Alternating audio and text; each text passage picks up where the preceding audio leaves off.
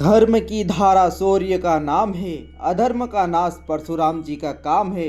शस्त्र और शास्त्र दोनों के ज्ञाता, परशुराम जी है योद्धाओं के विधाता। जय श्री राम, जय परशुराम। स्वागत है आप सभी का आपके अपने चैनल सनातन दर्शन पर। मैं सनातनी दिलीप आज जानकारी लेकर आया हूँ भगवान विष्णु के छठे अवतार राम, जिन्हें फरसा मिलने के बाद कहा जाता है परशुराम। भगवान परशुराम हिंदू धर्म के प्रसिद्ध ऋषि और अवतार अपने रहस्यमय और साहसी जीवन के कारण पौराणिक कथाओं में विशेष स्थान रखते हैं। उनके जीवन में कई रहस्यमयी घटनाएं और तत्व हैं जो उन्हें एक गूढ़ और रहस्यमय चरित्र बनाते हैं।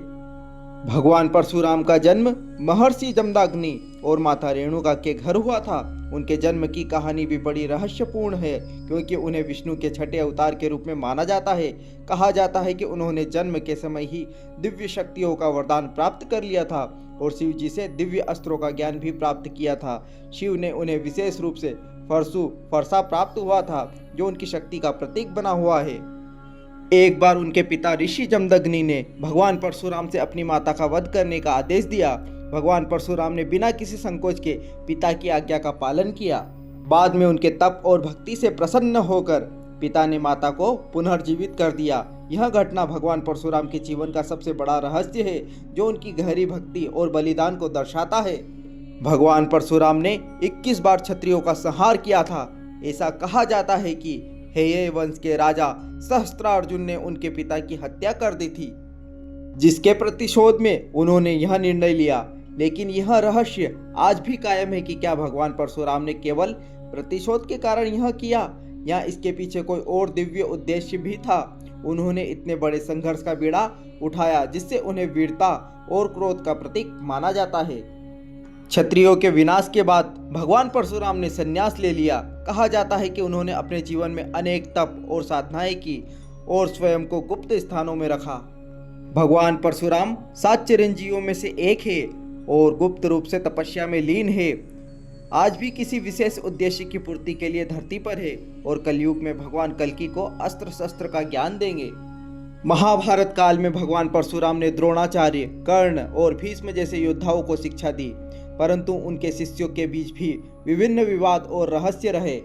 खासकर कर्ण के साथ उनके संबंध, जिनमें उन्होंने कर्ण को श्राप दिया कि वह अपने कौशल को भूल जाएगा, एक गूढ़ प्रसंग है। भगवान परशुराम और उनके शिष्यों के बीच यह रहस्यमय संबंध उनके व्यक्तित्व को और जटिल बनाते हैं। इनका अज्ञातवास भी एक रहस्य है।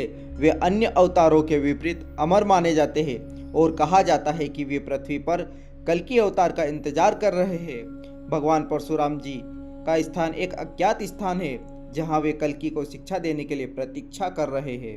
उनका संपूर्ण जीवन कई रहस्यों और चमत्कारों से भरा है। उनके अस्तित्व, उनकी शक्तियां और उनके रहस्यमय जीवन की कहानियां भारतीय पौराणिक कथाओं को और भी रोमांचक और गूढ़ बना देती है। परशुराम जी का व्यक्तित्व अद्वितीय था, क्योंकि वे ब्राह्मण होते हुए भी क्षत्रिय गुणों से संपन्न थे।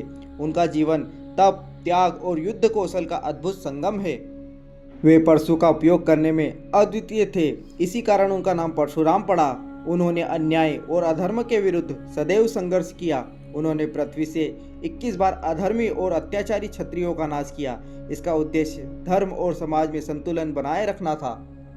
वे अन्याय के विरोध में अत्यंत दृढ़ और अपराजय योद्धा माने जाते हैं। भगवान परशुराम जी का जीवन यह सिखाता है कि शक्ति का उपयोग धर्म और न्याय की स्थापना के लिए होना चाहिए। उनका व्यक्तित्व यह संदेश देता है कि किसी भी प्रकार के अन्याय के प्रति सजग रहना और उसका विरोध करना एक योद्धा का कर्तव्य है। भगवान परशुराम जी एक अद्वितीय योद्धा है, जो शक्ति, न्याय और तपस्या के आदर्श स्वरूप माने जाते हैं। उनका योगदान न केवल धर्म की रक्षा में था, बल्कि उन्होंने आने वाली पीढ़ियों को भी युद्ध और नीति का ज्ञान दिया।